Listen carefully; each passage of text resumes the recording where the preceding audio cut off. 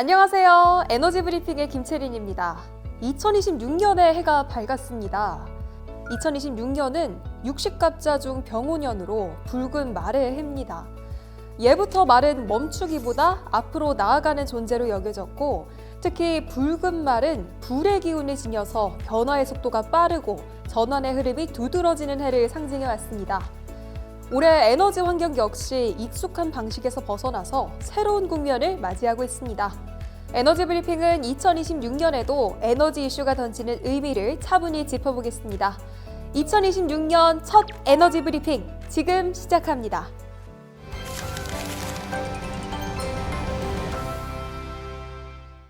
기후에너지환경부가 경북 포항과 울산 남구, 충남 서산을 분산에너지 특화 지역, 이른바 분산특구로 추가 지정했습니다.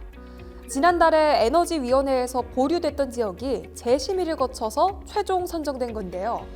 이로써 올해 분산특구는 기존 경기, 부산, 전남, 제주를 포함해서 총 7개 지역으로 늘어났습니다. 분산특구는 분산에너지 사업자가 전력 시장을 거치지 않고 전기 사용자에게 직접 전기를 공급할 수 있는 규제 특례 지역입니다. 추가 선정된 분산에너지 특구 3곳 역시 각기 다른 형태의 사업을 계획하고 있습니다. 먼저 경북 포항에서는 그린 암모니아를 활용한 연료전지 발전 40메가와트로 인근 2차전지 기업에 무탄소 전기를 공급하는 사업이 추진됩니다. 암모니아를 수소로 전환하는 과정에는 해외 기술을 활용한 크래킹 설비가 적용돼서 수소 전환 효율을 높일 계획입니다. 2차 전지 기업들은 청전 전력을 안정적으로 공급받아서 RE100 달성과 함께 수출 경쟁력을 높일 수 있을 것으로 기대됩니다. 울산은 열병합 발전 설비 300메가와트를 활용해서 석유 화학 단지와 함께 AI 데이터 센터에 전기 요금을 제공하는 사업이 추진됩니다. 특히 인근 액화 천연가스 터미널에서 발생하는 미활용 냉열을 데이터 센터 냉각에 활용해서 에너지 효율을 높이는 구조가 눈에 띕니다.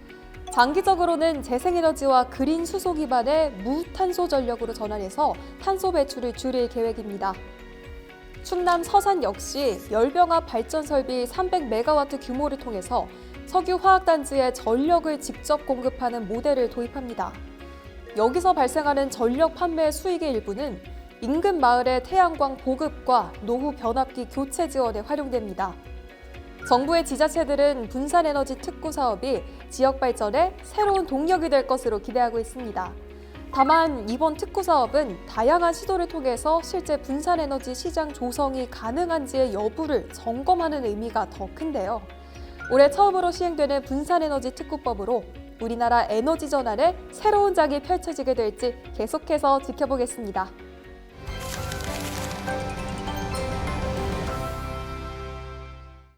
정부가 해상풍력 보급의 속도를 내기 위해서 전담 조직을 출범시켰습니다. 기후에너지환경부는 12월 29일 국무총리 훈령 해상풍력발전 추진단의 설치 및 운영에 관한 규정에 따라서 해상풍력 전담 조직, 해상풍력발전 추진단이 출범한다고 밝혔습니다. 해상풍력 발전 추진단은 기후부 국장급을 단장으로 두고 프로젝트 관리팀과 인프라 지원팀 2개의 조직으로 구성됩니다. 프로젝트 관리팀은 해상풍력 경쟁 입찰을 총괄하고 인허가 협의와 주민 수용성 확보를 지원하는 역할을 맡습니다. 인프라 지원팀은 해상풍력법 시행 준비와 함께 항만과 선박, 전력개통 협의 등 지원 인프라 확충을 담당합니다. 추진단에는 기후부를 비롯해 해양수산부, 국방부 등 관계부처 공무원과 지자체, 한국에너지공단, 한국전력공사 인력이 파견자로 구성됩니다. 이로써 부처 간 협의가 늦어지면서 발생했던 병목을 빠르게 조율 가능할 것으로 보입니다. 기후부는 추진단이 이미 고정 가격 계약 경쟁 입찰에 낙찰된 해상 풍력 사업 14곳의 애로사항을 집중적으로 지원할 수 있을 것으로 기대하고 있습니다. 또한 입찰 총괄과 군 작전성 검토, 인허가 협의, 주민 참여제도 설계 등으로 해상 풍력 보급을 가속화할 전망인데요. 해상풍력 발전 추진단은 2026년 3월 시행 예정인 해상풍력 계획 입지 제도에 맞춰 설치될 예정이었지만 법 시행 전 현장 문제 지원을 위해 조기 출범을 결정했습니다. 기후부는 이번 조치로 2030년까지 연간 4기가와트 규모의 해상풍력 고급 기반을 마련하겠다는 목표를 제시했습니다. 보급 속도를 높이고 규모의 경제를 통해서 해상풍력 발전 단가를 낮추겠다는 계획을 발표한 기후부. 이번 전담 조직 출범으로 우리나라 해상풍력 사업이 얼마나 빠르게 자리 잡을 수 있을지 관심이 쏠리고 있습니다.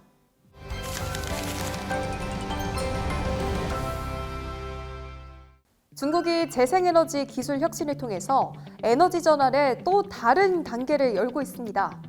지난 11월 중국 내몽골 자치구에서는 공중연을 닮은 고고도 풍력 발전 시스템이 시험 운행을 성공적으로 마쳤습니다. 이 기술은 케이블에 연결된 우산 모양의 장치를 띄워서 지상 300m 이상의 고도에서 풍력 에너지를 포착합니다.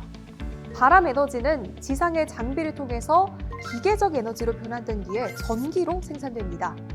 고고도 풍력 에너지는 풍량이 풍부하고 출력 밀도가 높으면서 안정적인 풍량 등으로 기존 육상이나 해상 풍력보다 효율이 높을 수 있다는 평가를 받습니다.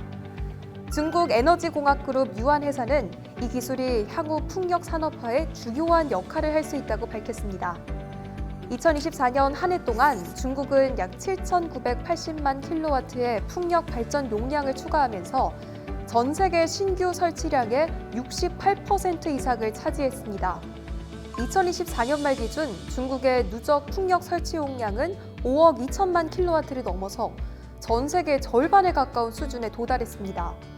풍력 발전의 평균 이용률은 95%를 웃돌면서 보조 에너지원에서 안정적인 전력 공급의 한 축으로 자리 잡았습니다. 2025년 1분기에는 풍력과 태양광으로 생산된 전력이 중국 전체 전력 소비의 22%를 넘어섰고 같은 해 3월 말에는 재생에너지 설비 용량이 처음으로 화력 발전을 앞질렀다고 밝혔습니다. 기술과 보급을 뒷받침하는 산업 경쟁력도 빠르게 확대되고 있습니다. 중국은 2030년 탄소 정점, 2060년 탄소 중립을 목표로 재생에너지 확대와 기술 혁신을 국가 전략 차원에서 밀어붙이고 있습니다. 이미 세계 최대 규모이자 가장 빠르게 재생에너지 시스템을 구축하고 그 과정에서 기술 실험과 대규모 보급을 동시에 추진하고 있는 중국. 중국의 재생에너지 전략은 단순한 발전을 넘어서 세계가 주목하는 하나의 모델로 진화하고 있습니다. 이 흐름이 글로벌 에너지 시장의 경쟁 구도를 어떻게 바꿔놓을지 그 다음 변화를 지켜볼 시점입니다.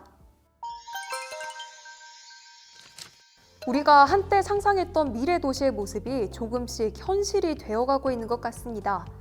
땅속에 석유를 파내던 시대에서 이제는 바람과 바다, 자연의 흐름이 전기를 만들어내는 시대로 이동하고 있습니다. 피터 드러커는 이렇게 말했습니다. 미래를 예측하는 가장 좋은 방법은 미래를 만들어가는 것이다.